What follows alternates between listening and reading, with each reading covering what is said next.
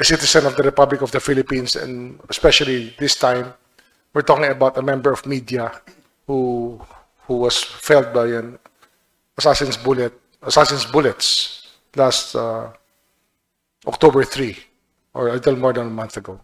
So I'd like to give the floor to Secretary Abalos. Unang-una, magandang umaga po sa inyong lahat at sa lahat po ng mga nakikinig. Alam niyo, ito'y makasaysayang araw.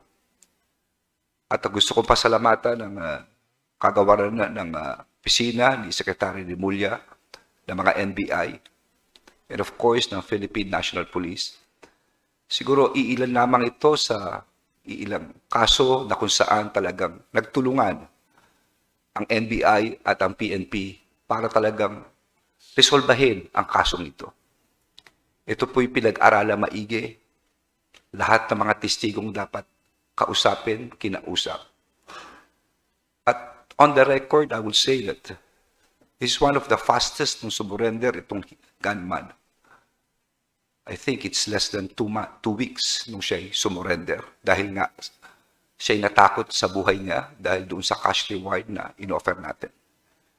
From then on, ang daming nangyari. Pero isang pinangako natin ng ating Pangulo na ito'y mariresolba at yung po ang gagawin ngayon. So mamaya po, sabihin na lang po sa press conference, inanarate po ito ng ating spokesperson dito. Yun na po ang magiging statement namin. At bilang panghuli, kami po muli ay nakikiramay sa pamilyang mabasa tungkol dito. At sa ating mga kababayan na nakikinig kayo, umasa kayo sa mga susunod pa o kung may problema kayo, huwag kayong mag-alala. Andito ang Philippine National Police. Andito ang National Bureau of Investigation. Ang DOJ, ang DILG, sama-sama po tayo parati. Magandang umaga po sa inyo lahat.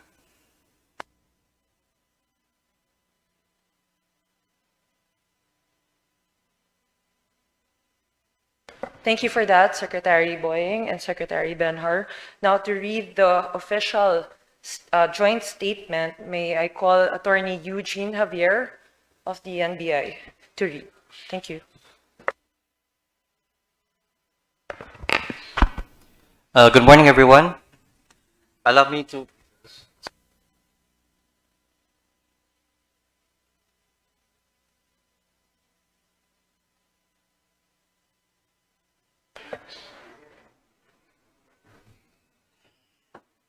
Sir? Good morning, everyone. Allow me to deliver a brief, not so brief statement. From the very beginning, the tragic shooting of Percy Lapid indicated that it was part of a larger scheme stemming from a deeper motive. As will be described and detailed in this report, what was discovered from the in-depth investigation of Mr. Lapid's death was the unfortunate transformation of a pillar of justice, the correction pillar, into a deep, large-scale, and systematic criminal organization. Thus, this presentation will show that a criminal organization exists and is embedded within a government office. And that office is none other than the Bureau of Corrections, which controls what the United Nations Office on Crime and Drugs describes as the biggest mega prison in the world. Percival Caragbabasa was born on March 14th, 1959. He is better known as Percy Lapid. Mr. Lapid was a journalist by profession and known for his hard-hitting and straightforward style. On October 3rd, 2022, at 8:30 p.m., Mr. Lapid was shot and killed on Arias Street, Santa Cecilia Village in Las Piñas City. He was driving his black Toyota Innova from his house to the studio when two persons riding a motorcycle in tandem situated themselves beside his car and fired 3 bullets, causing his instantaneous death. The two persons then fled towards Alabang Zapote Road. On October 6, 2022, Secretary Benhur Abalos offered a reward of 500,000 pesos for anyone who would provide crucial information that would lead to the arrest of Mr. Lapid's killers. Alex Lopez then vowed to give another 1 million pesos as reward money. On October 9, 2022, Speaker Martin Romualdez announced that several congressmen jointly contributed 5 million pesos to the reward, which then stood at 6,500,000 pesos. Several pictures of the gunman were published by media and online, and the manhunt began. It was on October 17, 2022, that the gunman, by the name of Joel Escorial, surrendered to the police as he feared for his life, given the reward out and the publicity of the case. He surrendered himself together with a gun that he used to kill Mr. Lapid. After a ballistics analysis was performed, it was determined that indeed it was the same gun that was used in the killing. After questioning, Joel Escorial revealed that a certain June Villamor had contacted and contracted him to execute the orders to kill Percy Lapid. He revealed that there was one person from the New Bilibid Prison, or NBP, and another from the Bureau of Jail Management and Penology, BJMP, as part of the conspiracy to kill Percy Lapid. In an effort to secure June Villamor within the NBP, the investigators requested NBP, but instead faced resistance, subterfuge, excuses, and all kinds of rebuffs so that NBP officials could avoid the delivery of the inmate to their custody. In fact, on October 17, 2022, the PNP already communicated with certain Bucor officials to secure the co-conspirator to their custody. The Bucor officials denied that there was anyone by that name within their facility. On October 18, 2022, the PNP filed charges against Joel Escorial and other co-conspirators, including June Villamor, making the existence of the co-conspirator a public record. Still, the Bucor remained silent. Later that same day, the chief of the Southern District Police Station of Las Piñas, Police Colonel Jimmy Santos, who heads the Special Investigation Task Group for the Percy Lapid slay, proceeded to NBP to secure the co-conspirator. Again, he was met with much resistance, despite the information already having been made public. The receiving Bucor officials hesitated to even touch the request letter, indicating that they would be killed if they entertained such a request. They stamped the request letter and handed back the original copy. Police Colonel Santos knew at that moment they would not act at all on that request. On October 19, 2022, another team from the PNP requested for the custody of the co-conspirator within NBP, and the same was again denied. It was only on October 20th, 2022, that Bucor officials admitted that the inmate pointed to by Joel Escorial, namely June Villamor, was already dead. Police Colonel Jimmy Santos then proceeded to Eastern Funeral Services to find the body of the co-conspirator. He took a picture of the remains and sent the same to those police in custody of Joel Escorial. Joel then identified and validated that the person was indeed June Villamor, the person who had given him instructions to kill Percy Lapid. The sequence of events implies that the conspirators planned all along to silence June Villamor and cover up the crime, perhaps even before Joel Escorial's surrender. It was after this revelation that the President of the Republic, Ferdinand Romualdez Marcos Jr., gave his order to Secretary Remulla to preventively suspend Director General Gerald Bantag while there was an ongoing investigation. This came after the President was appraised of the situation and made fully aware of the facts revolving around the death of the journalist. He then instructed for General Gregorio Pio Catapang Jr. to be designated as Acting Director General of the Bureau of Corrections. When the order of the President was effected on October 21, 2022, and Director General Bantag was suspended, and General Catapang Jr. stepped in on October 24, 2022, the latter immediately suspended all of Director General Bantag's people. It was found that DG Bantag's people were from BJMP. They were absorbed from BJMP into Bucor and were given very high ranks despite their low ranks in BJMP. This violates Item 15 of Civil Service Commission Memorandum Circular No. 3, Series of 2001, which prohibits the promotion of an employee to a position more than 3 salary grades above his or her former position. On the very same day, the sister of the deceased co-conspirator, June Villamor, surfaced and sought help from Senator Raffy Tulfo. Since the senator was in Geneva at this time, it was his brother, Secretary Erwin Tulfo, who took custody of the sister and brought her to the Department of Justice for her to share the information that she had. Upon arrival at the department, she met with Secretary Remulla to share Facebook Messenger messages she exchanged with her deceased brother before he died. She showed messages sent to her at exactly 11:59 a.m. of October 18, 2022. In those messages, it was revealed to her by her deceased brother that if he were to die, the following gangs and persons would be behind it: Commander Alvin Labra of the Batang City Jail Gang, Commander Alfie Peña-Redonda of the Happy-Go-Lucky Gang, and Commander Aldrin Galicia of Sputnik Gang. This declaration may be considered as a dying declaration of the late June Villamor. The most relevant portion of the exchange reads, and I quote, "Te, ingatan mo itong sasabihin ko. Ilabas mo lang ito pag namatay ako dito.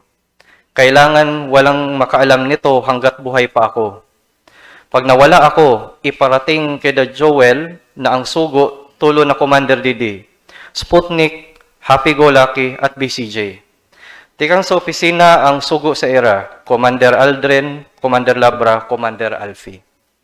Basta ingatan mo yan na walang makakaalam hanggat buhay pa ako.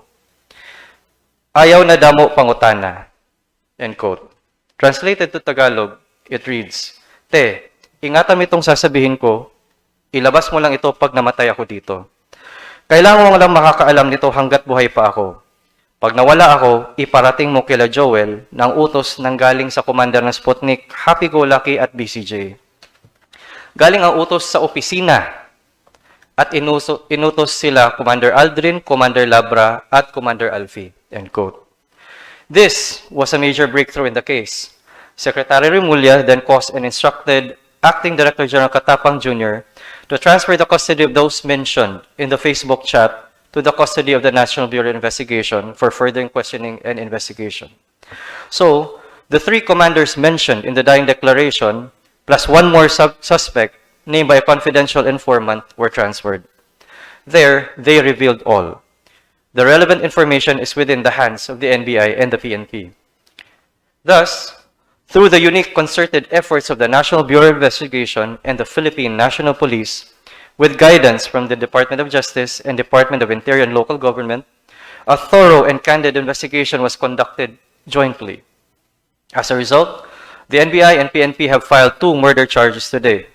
The charges are as follows. First, for the murder of Percival Carag Mabasa, better known as Percy Lapid, we have charged Director General Gerald Kitaleg Bantag, DSO Ricardo Soriano Zulueta as principals by inducement. PDL's Denver Batumbakal Mayores, Alvin Cornista Labra, Alvin Micosa Galicia, and Alfie Peña-Redonda are likewise charged as principals by indispensable cooperation for the murder of Percy Lapid. Second, for murder of Cristito Villamor Palanya, alias June Villamor E. Globa, or Crisanto Villamor, nickname Edoy, we have charged Director General Gerald Kitaleg Bantag and DSO Ricardo Soriano Zulueta as principals by inducement. PDL's Alvin Cornista Labra, Alvin Micosa Galicia, Mario Hermones Alvarez, and Joseph Medel Jorfo are charged as principals by indispensable cooperation. PDL's Christian Dizon Ramac, Ricky Lamigo Salgado, Rodi Pabustan de la Cruz, and Joel Alog Reyes are charged as principals by direct participation. It was found through the investigation that, that both Director General Gerald Bantag and DSO Ricardo Zulueta were behind the killing of both Percy Lapid and June Villamor. The sworn statements of the PDL show a clear and direct line of communication from Director General and DSO Zulueta to Denver Mayores, who communicate with Alvin Labra, who then coordinated with Aldrin Galicia, who then orchestrated and executed the killing of Percy Lapid through his gang members and his gang members' contacts on the outside, ultimately ending with gunman Joel Escorial and his group. With respect to June Villamor, the same sworn statements of the PDLs show a similar clear and direct line of communication from from the Director General and DSO Ricardo Zulueta to Denver Mayores, who communicated with Alvin Labra and then coordinated the same with Aldrin Galicia, who then orchestrated and executed the killing of June Villamor through his gang members. This time, June Villamor was suffocated to death by a plastic bag and held by his own gang members. This unique circumstance shows that the order came from a high official of the Bucor. One usually seeks refuge and protection from his own gang members. The fact that they killed one of their own means and indicates that there were instructions from the top and the gang simply had no choice but to execute. Director General Bantag had a clear motive to effect the murders. For Percy Lapid, it was continued expose by the latter of the issues against the former on his show, Lapid Fire. This is evident from the video sent by DSO Zulueta to Denver Mayores, which was later forwarded to both Alvin Labra and Aldrin Galicia. For June Villamor, it was the attempt to cover up the murder of Percy Lapid. We have initial yet credible intelligence reports that indicate that the money trails described by the PDLs match the bank activity of those charged. The self-confessed gunman stated that the reward for the murder of Percy Lapid was 550,000 pesos.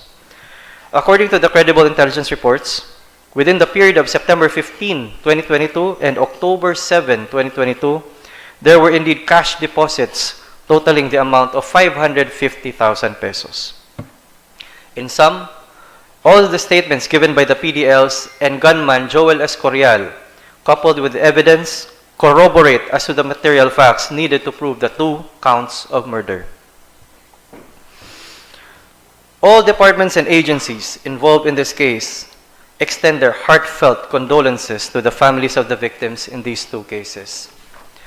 No amount of cases filed will bring their loved ones back to this world. However, the unfortunate deaths of both Percy Lapid and June Villamor will not go in vain. The investigation has brought to light the institutionalization of a criminal organization within the government. This will be the cause of many reforms in government and the strengthening of current mechanisms to ensure that nothing of this nature will ever happen again. This concerted and coordinated effort of both the DOJ and the DILG is a war against impunity and the continuous and gross disregard of the rule of law.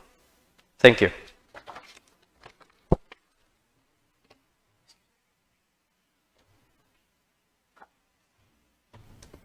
Thank you for that, sir.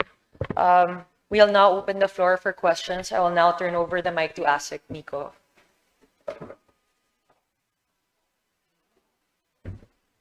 Good morning. The floor is now open to the media. Just as a reminder, kindly raise your hands and wait for an acknowledgement before proceeding to the microphone. Actually, in fact, there are 2 representatives from the DOJ who will be going around with microphones. Please identify yourself and the entity that you belong to before asking your question. Please also indicate the person to whom you are directing the question to. You are allowed 1 question and 1 follow-up to also accommodate the others. Thank you. We're open for questions. Yeah. Hi, good morning. Nico Bawa from ABS-CBN News. I'd like to know if there was a clear link from Bantag to the commanders about the order to kill Lapid and Villamor.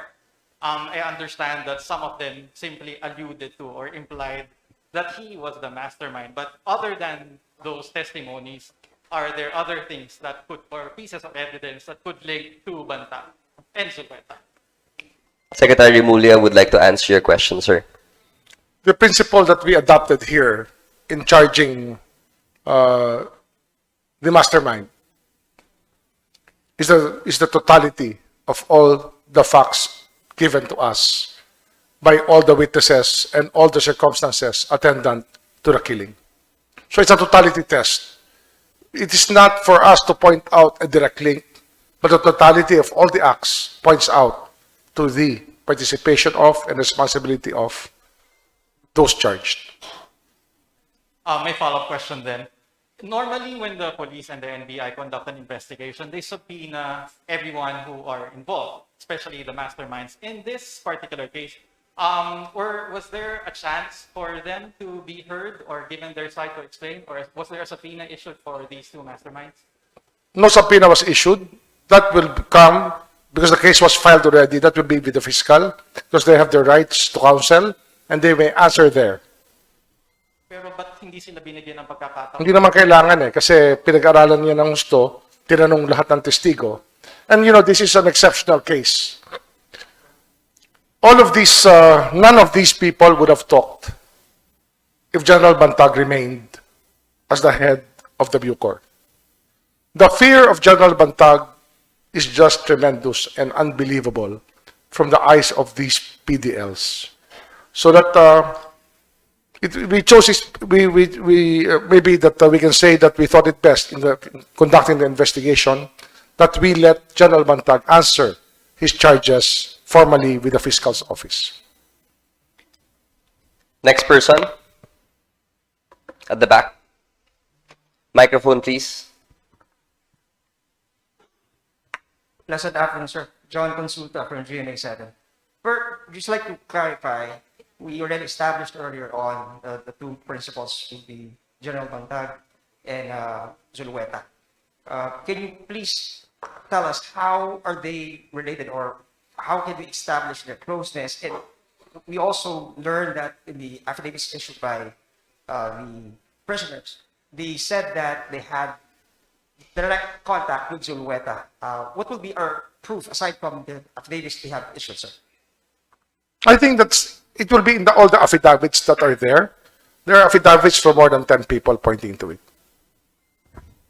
My follow-up question, sir. Now that we have identified General Bantag and Zulueta as principals of this case, will you be leaning in issuing a whole departure order against They will be issued, now they will be issued subpoenas at their last known addresses because we understand that the Zulueta has been in hiding already. He skipped town 4 or 5 days ago. And the General Bantag, we expect to give it to him at the Bucor and his last known address in Caloocan City. possible whole departure order, sir? Pardon? Whole departure order po. HDO? Ano ba yung Well, it's what you call a lookout order. If somebody wants to leave the country, it's a lookout order that we issue, and I think that's the way that the law is enforced in our country. Next person. Thank you. To the left. Cecil Morales, sir, of the French News Agency. You portrayed Mr. Bantag's group as a criminal organization. Could you tell us what other crimes did they commit? And I'm particularly interested in whether they had any role in the killing of the PDLs who testified against former Senator De Lima. Well, I will not go to the case of Senator De Lima here. With the criminal organization, I would say that the beer that was found, that was surrendered by the people, the drugs, the computers, the telephones, the weapons inside Bilibid, is a very, very strong indication of the presence of a criminal organization. With a centralized purchasing system, a centralized way of doing contraband selling and contraband work within a prison system. I think that itself would tell you that there is a criminal organization lurking within. My follow-up, sir. How long has this criminal organization existed? And how many people have been killed by this group? That's what we are accounting for now. In fact, one of the things that surprised the investigators in this case was the fact that when they went to Eastern Funeral Homes for the autopsy, the first autopsy conducted by the NBI, they were surprised to see more than 30 corpses inside the funeral home. This is now being studied by the police. And we want to know how all of these people died, the cause of death, and the circumstances surrounding their death. But the presence of the criminal organization, we cannot tell now. We will study it, and maybe we can know how long this has been going on. But definitely, there has been criminal activity going on inside the National Bilibid prison. Next. At the back. Morning, everybody. My name is Nancy Carvajal with Politico.ph. And my question is whoever can would like to answer. With all due respect to the investigators, the NBI and the police, sir, yung kasing affidavits and the statements of the PDLs, some are saying that it's we've yung very coherent and in fact iisa yung tono na pinupuntahan and also apart from the statements, although Nico had asked this earlier, what else do you have that could really link General Bantag and May Zulueta is fine because he was really named and there were many instances that he really talked to them, but merong cut, sir. There was a layer of General Bantag. And you said, of the statements, talagang siya lang no one can order it. So, if no one can order apart from Bantag, sino pa yung, would you say na meron pa bang sa taas o ni Bantag? Kasi marami rin namang, remember, merong 160 people na they feel slighted of Percy Lapid and broadcasts. Tapos, the second question would be the allegations of graft and corruption of Bantag, sir. Nasama ba yun sa investigation as motive ng pagpatay? Well, I only have one answer to what you said. No, it's the totality of all the statements. I think that we have to stick to that because it is the truth. It is the totality of everything. Apart, sorry sir, medyo makulit na talaga ako.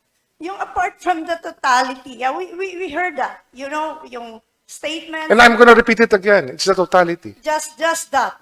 Totality, yes. Just yes, yes. Oh, no other physical evidence na. Just Well,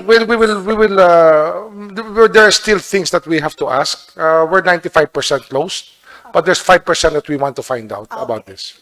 Thank you so much. Next. And congratulations. Yes, Jairo. Hi, good morning. Jairo Boledo from Rappler. I only have one question because natanong na po yung sa higher up.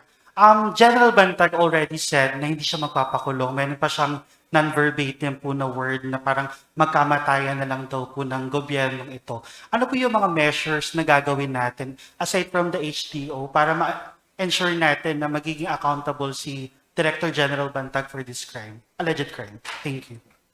We will furnish him documents that he can defend himself with, so that he can be informed of all the charges against him and all the testimonies against him, so he can answer intelligibly.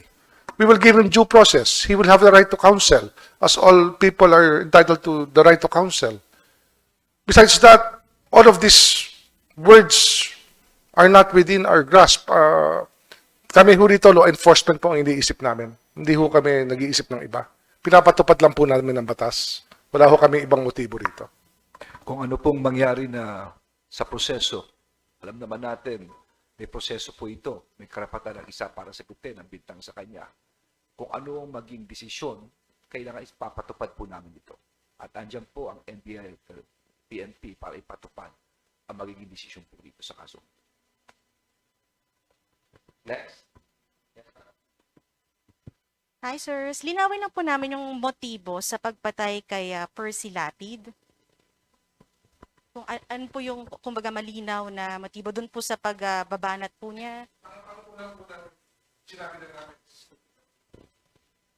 nung una simula pa lang, nung inuutos pa lang, pinadala na yung video sa mga.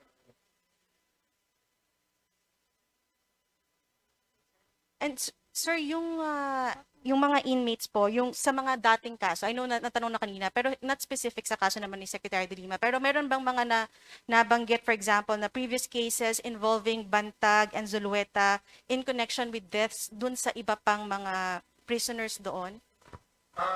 Yan po ay susuriin din natin ulit. Kasi nga, marami pong tanong at malabas. Kasi marami pong nagsasalita ngayon na hindi nagsasalita natin. Marami pong informasyon na pumapasok habang tayo po natin dito. Hindi mo na uubos ang informasyon na pumapasok sa amin kung gusto na nangyayari sa loob po natin.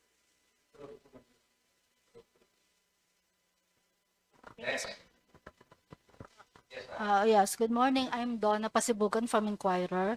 So, talking about due process, so how does the presence of the DOJ, no less than the secretary, how will it affect the process now, considering that it will still undergo preliminary investigation? Does this mean that this will automatically be filed in court? Charges filed in court? This will be evaluated by the prosecutors. I couldn't handle the work of the prosecutors.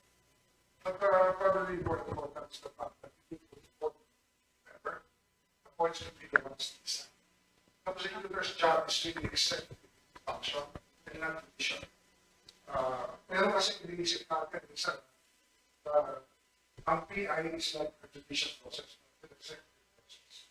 And that has to be done by this council. Wala itong deviation from the normal process where the investigate.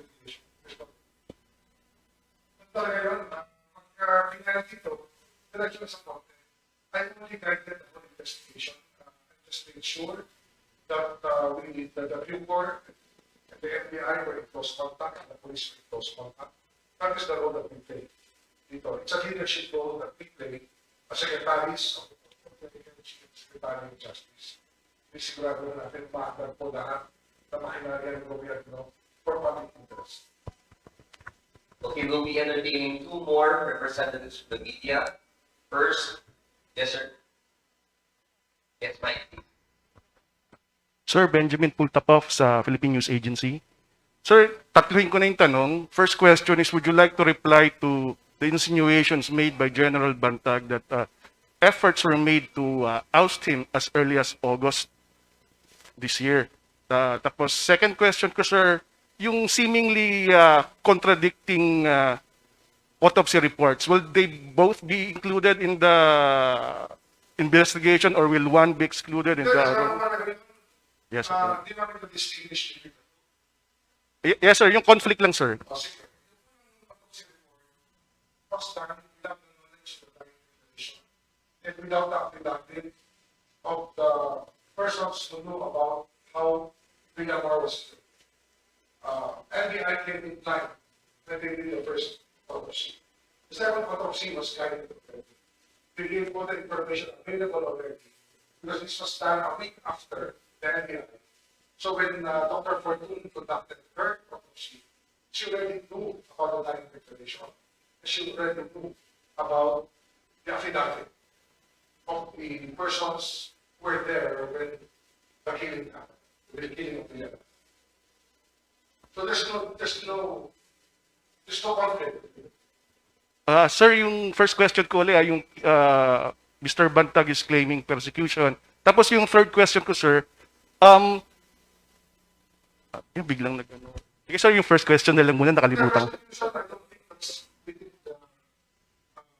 within our realm.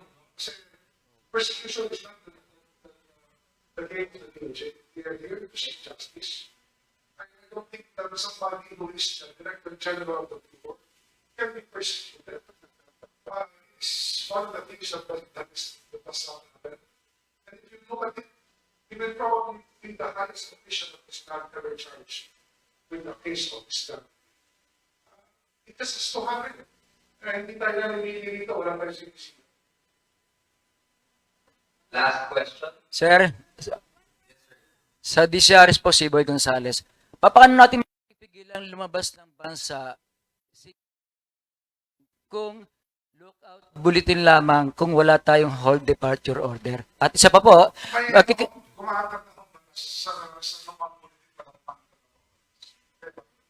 magkakaroon po ba ng panel para mapabilis ang investigasyon ng DOJ? Depende na po yan sa mga prosecutors if they find necessary. Mag-interpret nila lahat ng ebidensya. Maybe they can create, we can create a plan para mapabilis ito process. Okay.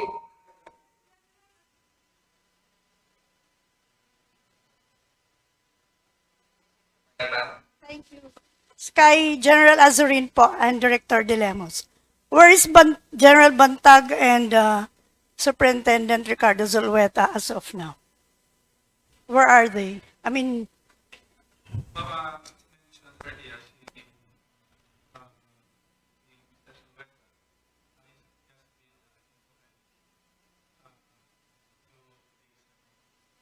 Or then, contact na. Wala pa naman. I think it's still we just have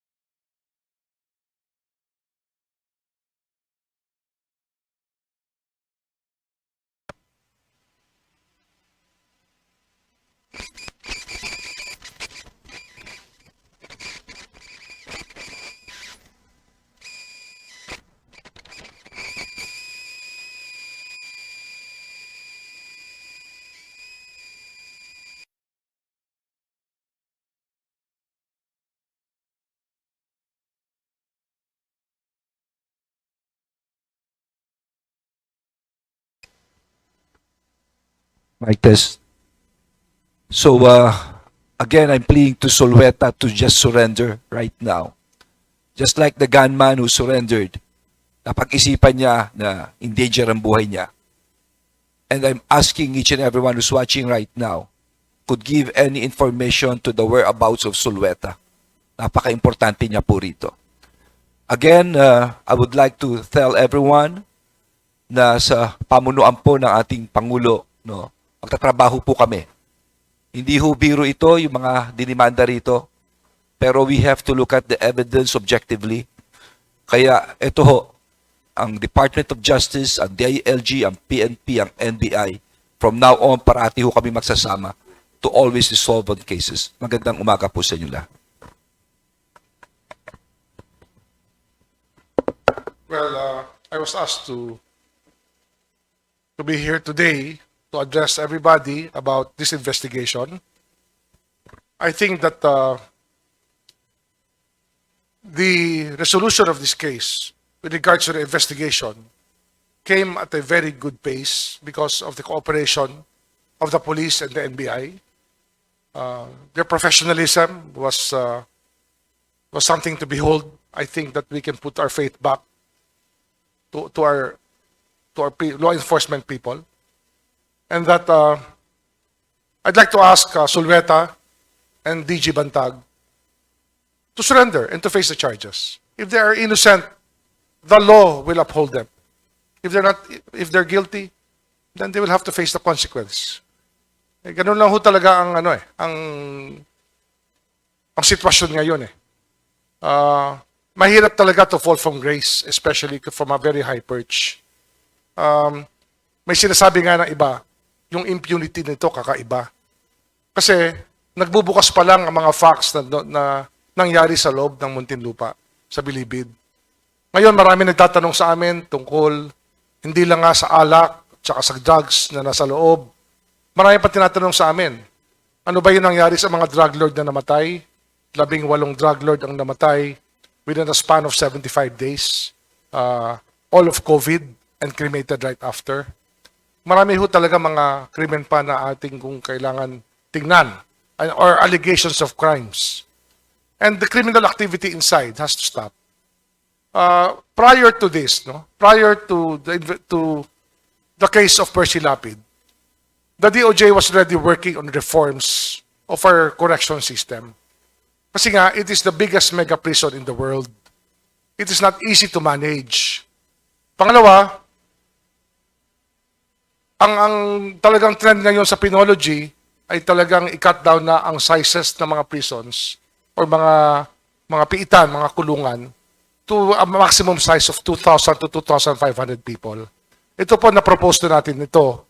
Kaya nga, ito po meron na hong ginagawa ang DOJ dito. Matagal na.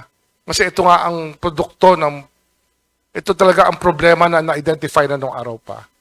So, we have to move on from this. We have to learn our lessons from this. Kinakailangan matutunan natin na hindi na dapat ginagawa ito o nangyayari ito. We do not accept it as a matter of fact or a matter of course that it will happen inside Bilibid. We have to endeavor to change it. Marami na sining ginawa tungkol dito, marami ng chismis, marami ng alingaw-ngaw tungkol sa nangyayari sa loob ng Bilibid. Ngayon, na sinasagot namin ng tanong, ba't marami pa rin tanong?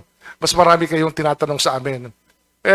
Things that you took as a matter of fact before, ngayong hinarap namin sa inyo, parang hirap tanggapin. Pero yun po yung katotohanan eh. Mahirap tanggapin ang katotohanan. Pero yun po ang totoo. Wala ho kami mapapala rito mag-imbento ng uusigin. We will not invent, we do not want to persecute anybody. Believe me, wala ho tayong gustong apihin dito. Nilalabas lang namin ang pruweba na ibinigay sa amin ng mga tao na sasalita na may kaalaman sa mga pangyayari sa loob ng bilangguan. Tanggapin natin po na ganun ho talaga. Mahirap tanggapin ang katotohanan. And this is the truth. We have no motive here but to unmask the truth so that justice may be done. Maraming salamat po. Thank you very much. With that, we end the joint press conference of the DOJ, DILG, NBI, and DNP. We would like to thank everyone who's raised the event. A good day to you all.